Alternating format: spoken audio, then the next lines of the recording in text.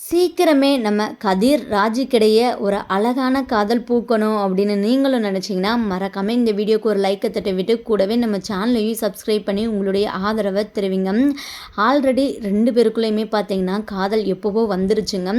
ஆனால் அதை அவங்க ஒருத்தருக்கு ஒருத்தர் தான் சொல்லிக்கல.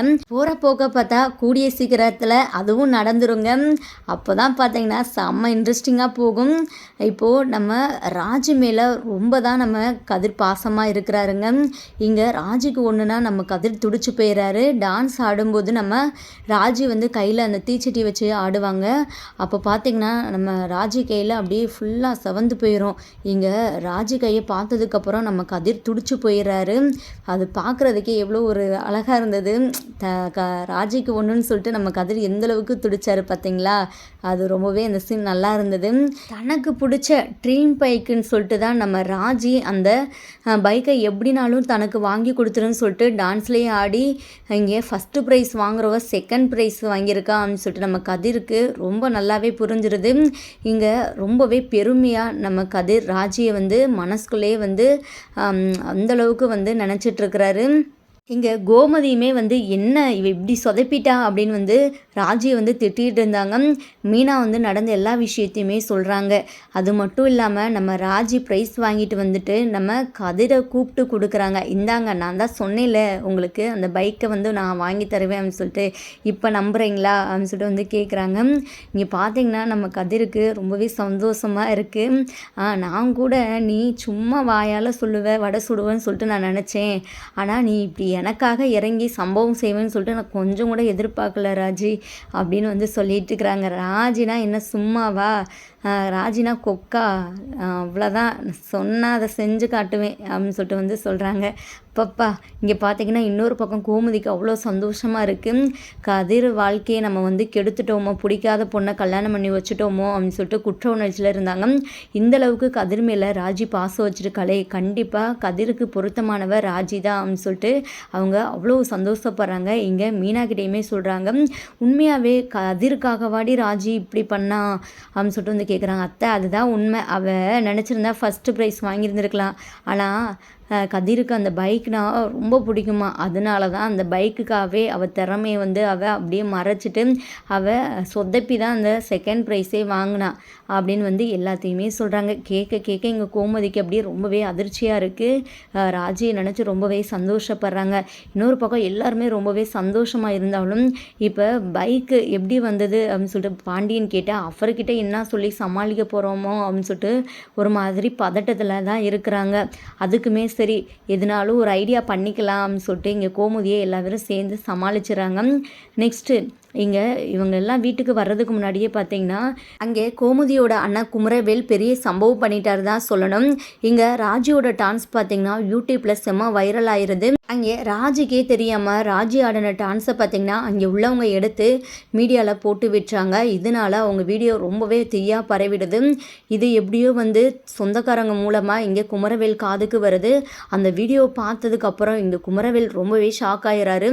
இங்கே அவரோட அண்ணங்கிட்டையுமே காட்டுறாரு, இங்கே பாருன்னா என்ன வேலை இந்த ராஜி பார்த்துருக்குறான்னு. அந்த பாண்டியன் குடும்பம் ராஜியை டான்ஸ் ஆட விட்டு சம்பாதிக்கிறாங்க. இதை இப்படியே சும்மா விடக்கூடாது, என்னதான் இருந்தாலும் அவள் நம்ம வீட்டு பொண்ணு தானே, நம்மளுக்கு தானே அசிங்கம், அவனுங்களுக்கு என்ன அப்படின்னு வந்து ரொம்பவே கோவப்பட்டு இங்கே பாண்டியன் வீட்டுக்கு சண்டைக்கு போகிறாரு. ஏய் பாண்டியா, என்ன பண்ணுற? பொம்பளைங்களெல்லாம் நீ அங்கேயே அனுப்பிச்சுட்டுட்டு இங்கே என்ன நீ வீட்டுக்குள்ளே பொம்பளை மாதிரி இருந்துகிட்ருக்கிறியா அப்படி இப்படின்னு ரொம்பவே கண்ணமுன்னான்னு பேசிகிட்டு இருக்கிறாரு. இங்கே பாண்டியன் என்னடா இவங்களுக்கு வேறு வாழையே இல்லையா, இதுக்கு எப்போ பார்த்தாலும் ஏதாச்சும் ஒரு சண்டைக்கு வந்துடுறானுங்க அப்படின்னு சொல்லிட்டு வெளியே வராங்க. என்ன இப்போ எதுக்கு தேவையில்லாமல் இங்கே வந்து கத்திட்டு இருக்கிறீங்க, இதுவே தான் உங்களுக்கு வேலையா, சும்மா சம்மந்தமே இல்லாமல் வந்து சண்டை போடுறது அப்படின்னு வந்து சொல்கிறாங்க. யார் சம்மந்தமே இல்லாமல் சண்டை போடுறது, இந்த வீடியோவை பாரு, என்ன வேலை பண்ணிட்டு தர்றீங்க, என் வீட்டு பொண்ணு உங்கள் வீட்டில் இருந்தால் நீ எங்களை பழி வாங்கணும்னு சொல்லிட்டு எங்களை அசிங்கப்படுத்தணும்னு சொல்லிட்டு என்ன வேணால் பண்ணுவியா, எங்கள் வீட்டு பொண்ணை நீ டான்ஸ் ஆட விட்டு தான் வந்து சம்பாதிக்கணுமா அப்படி இப்படின்னு சொல்லிட்டு அவங்க முன்னாடி வந்து பேசுகிறாங்க. இதனால் பாண்டியன் வந்து ரொம்பவே கொந்தளிச்சு போயிடுறாங்க. யார் என்ன எதுக்கு தேவையில்லாமல் பேசிகிட்டு இருக்கிறான், அவங்க எல்லாமே அங்கே திருவிழாவுக்கு போயிருக்கிறாங்க, கோயில் திருவிழாவுக்கு, சும்மா தேவையில்லாமல் பேசக்கூடாது, எதுக்கு ராஜி போய்ட்டு டான்ஸ் ஆட போகிறா அப்படின்னு சொல்லிட்டு வந்து சொல்கிறாங்க. ஓ அப்போ உனக்கு விஷயம் தெரியாதா, இல்லை விஷயம் தெரியாத மாதிரி நடிக்கிறியா, அப்போது இங்கே ஆடுறது யார், இந்த ஃபோனை பாரு அப்படின்னு சொல்லிட்டு இந்த குமரவேல் வந்து பாண்டியன் கிட்ட அந்த ஃபோனை காட்டார். அதில் நம்ம ராஜி டான்ஸ் ஆடிட்டு இருக்கிறாங்க. அதை பார்த்ததுமே பார்த்தீங்கன்னா நம்ம பாண்டியனுக்கு பயங்கர ஷாக் ஆகிடுறாங்க. எதுவுமே பேச முடியாமல் அமைதியாக நிற்கிறாங்க. அங்கே என்ன எதுக்காக போனால் என்ன வேலை பார்த்து வச்சுருக்குறாங்க, கோமதி வரட்டும் அப்படின்னு சொல்லிட்டு பயங்கர கோபத்தில் இருக்கிறாங்க. இப்போ என்ன பேசு, இப்போ உனக்கு இது எதுவுமே தெரியாதுன்னு சொல்லிட்டு சொல்ல போகிற, அது எப்படி உன் வீட்டு ஆளுங்க உன்னை மீறி எல்லாமே பண்ணுவாங்க, அப்போ வந்து நீ பொம்பளையா அப்படி இப்படின்னு சொல்லிட்டு ஒரு மாதிரி பேசுகிறாங்க. இங்கே பாரு, தேவையில்லாமல் எதுவும் பேச வேணாம், உங்ககிட்ட பேசவே எனக்கு விருப்பம் இல்லை, நான் அவங்க வந்ததுக்கப்புறம் எதாக இருந்தாலும் பேசிக்கிறேன் அப்படின்னு சொல்லிட்டு இங்கே பாண்டியன் வந்து வீட்டுக்குள்ளே போயிடுறாரு. ரொம்பவே கோவத்தில் இருக்கிறாங்க. நெக்ஸ்ட்டு பார்த்தீங்கன்னா இங்கே வெளியே போனவங்க எல்லாருமே வீட்டுக்கு வந்துடுறாங்க. வீட்டுக்கு வந்துட்டு பார்த்திங்கன்னா பாண்டியன் ரொம்பவே கோவத்தில் இருக்கிறாரு. இங்கே புது பைக்கோட வந்து பார்த்திங்கன்னா நிற்கிறாங்க. அந்த பைக்குமே பாண்டியன் பார்க்குறாங்க. இங்கே வந்ததுமே எப்படினாலும் வந்து அவர் கேட்குறதுக்கு முன்னாடி நம்ம எதனாலும் சொல்லி சமாளிச்சிடணும் அப்படின்னு இங்கே நம்ம கோமதி வந்து பாண்டியன் கிட்ட இந்த மாதிரி நம்ம ராஜி வந்து ஒரு போட்டியில் வந்து வின் பண்ணா, அதனால் கிஃப்டாக இந்த பைக்கு கொடுத்தாங்க அப்படின்னு வந்து சொல்கிறாங்க. இங்கே பாண்டியன் அப்படியே கோமதியை முறைச்ச மாதிரி நிற்கிறாங்க. என்னாச்சு, ஏன் இவர் இப்படி முறைச்சிட்ருக்கிறாரு அப்படின்னு இங்கே கோமதிக்கு ஒன்றுமே புரியலை. என்னங்க உங்ககிட்ட தான் சொல்கிறேன், என்ன எதுவுமே வந்து எதுவுமே கேட்காம இப்படியே முறைச்சிட்ருக்குறீங்க, என்ன ஆச்சு, எதுவும் பிரச்சனையா அப்படின்னு சொல்லிட்டு வந்து கேட்குறாங்க. என்ன பிரச்சனை, குடும்பத்தை சந்தி சிரிக்க வச்சுட்டு வந்துருக்குறீங்களா, ராஜி எதுக்கு டான்ஸ் ஆடினா இங்கே போயிட்டு அப்படின்னு வந்து கேட்டுருக்குறாங்க. சரி, இந்த பைக்கு ராஜி அப்படி என்ன போட்டியில் கலந்துக்கிட்டாங்க, அவ்வளோ பெரிய போட்டியில் கலந்துக்கிட்டாதான் இந்த ப்ரைஸ்லாம் வந்து இவ்வளோ பெரிய ப்ரைஸ்லாம் தருவாங்க, சும்மாலாம் வந்து சாதாரண போட்டியில் கலந்துக்கிட்டாலாம் பைக்லாம் வந்து ப்ரைஸாக தர மாட்டாங்க அப்படின்னு சொல்லிட்டு வந்து கேட்குறாங்க. அது இல்லைங்க அப்படி இப்படின்னு சொல்லிட்டு நம்ம கோமதி வந்து என்னென்னமோ சொல்லி சமாளிக்கிறாங்க. ஆனால் உச்சக்கட்ட கோபத்துக்கு பாண்டியன் போயிடுறாங்க.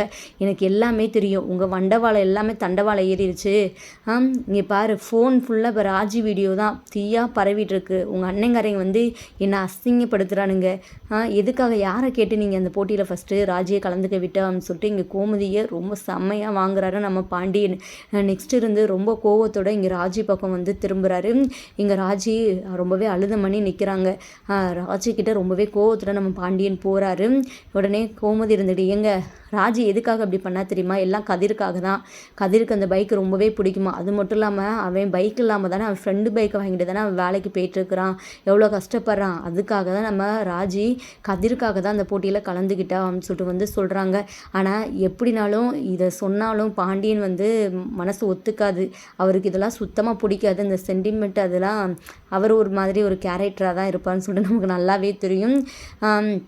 அப்படி இப்படின்னு சொல்லிட்டு நம்ம கோமதி வந்து பாண்டியனை ஏதோ சமாதானப்படுத்திட்டாங்க. ஆனாலுமே டான்ஸ் ஆனதெல்லாம் ரொம்பவே தப்பு அப்படின்னு சொல்லிட்டு தான் அவர் கோவத்தில் இருக்கிறாரு. இன்னொரு பக்கம் ஆஃபீஸ் போன மீனாக்கு இந்த குமரவேல் வந்து பார்த்திங்கன்னா ஒரு பெரிய பிரச்சனையை உண்டுபடுத்துகிறாரு. தன்னோட ஆளுங்களை அனுப்பி லஞ்சமே வாங்காத மீனாவை லஞ்சம் வாங்கின மாதிரி பார்த்திங்கன்னா க்ரியேட் பண்ணி இங்கே எல்லோரும் முன்னாடியுமே வந்து சிக்க வச்சுறாங்க. இங்கே மீனா பார்த்திங்கன்னா என்ன பண்ணுறதுனே தெரியாமல் அப்படியே ரொம்பவே வந்து அதிர்ச்சியில் இருக்கிறாங்க. இதுக்கப்புறம் மீனா எப்படி தான் தப்பு செய்யலைன்னு சொல்லிட்டு நிரூபிக்க போகிறாங்க. இதுக்கு பின்னாடி இந்த குமரவேல் தான் இருக்கிறாரு அப்படின்னு சொல்லிட்டு நம்ம மீனா வந்து நிரூபித்து அந்த குமரவேலை வந்து பார்த்திங்கன்னா ஜெயிலுக்குள்ளே அனுப்பணும் அப்படின்னு நீங்களும் நினச்சிங்கன்னா மறக்காமல் கீழே கமெண்ட் பண்ணி தருவீங்க. பல இன்ட்ரெஸ்டிங்கான ட்விஸ்டான விஷயங்கள்லாம் அப்கமிங் எபிசோடில் நடக்க போகுது. வெயிட் பண்ணி ஃபுல் எபிசோடை பார்த்து தெரிஞ்சுக்கலாம். தேங்க்யூ ஃபார் வாட்சிங். டாடா, பாய்.